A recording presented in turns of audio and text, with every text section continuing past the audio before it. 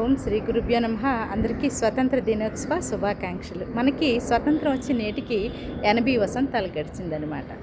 ఈ స్వతంత్రాన్ని మనం ఒక పండగ కాదు, జాతీయ పండగ. అంటే అన్ని కులాల వారు, అన్ని మతాల వారు, అన్ని జాతుల వారు జరుపుకునేటటువంటి పండగ అనమాట.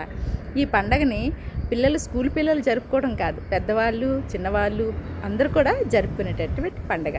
మనం భారతీయులం.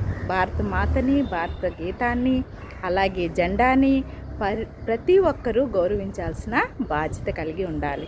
ఎందుకంటే మన గీతాన్ని మనం గౌరవించాలి, మన జెండాని మనం గౌరవించాలి. మనకి జెండా ఏర్పరిచింది పింగళి వెంకయ్య గారు.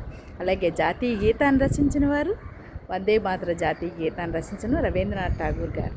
వాళ్ళందరికీ కూడా మనం ఎంతో కృతజ్ఞత కలిగి మనం జై హింద్ చెప్పుకోవాలి. అలాగే మన పూర్వం అంటే స్వతంత్రం రాకముందు మాకు వద్దు ఈ తెల్లదొర తనము అనే గీతాన్ని రచించిన వారు గరిమెళ్ళ సత్యనారాయణ గారు అనమాట. ఆయన పేరు మీద కాలేజ్ కూడా అక్కడ ఉంది, శ్రీకాకుళం జిల్లాలో ఉన్నారు ఆయన రచించినటువంటి ఒక గీతము ఆ రోజుల్లో బ్రిటిష్ వారు గుండెల్లో రైలు పరిగెట్టించిందట. అలాంటి గీతం అంటే వాళ్ళు ఎంత స్వతంత్రత భావాలు కలిగి ఉండబట్టి అలాంటి గీతాన్ని రచించారనమాట.